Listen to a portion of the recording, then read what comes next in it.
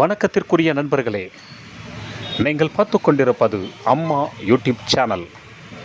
நீங்கள் பார்க்கும் இந்த நாணயம் 1911ஆம் ஆண்டு வெளிவந்த 5ஆம் ஜார்ஜ் மன்னர் தலை இடம்பெற்ற ₹1 நாணயம்.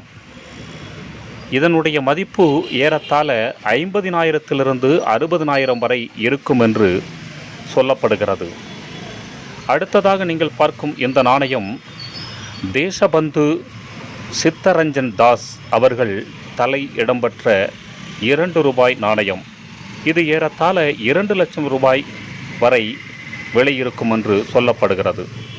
அடுத்ததாக நீங்கள் பார்க்கும் இந்த நாணயம் 1953ஆம் ஆண்டு வெளிவந்த 1 பைசா நாணயம். இது ஏறத்தாழ 1 லட்சம் ரூபாய் வரை இருக்கும் என்று சொல்லப்படுகிறது. இந்த நாணயத்தில் குதிரையின் படம் இடம்பெற்றிருக்கும்.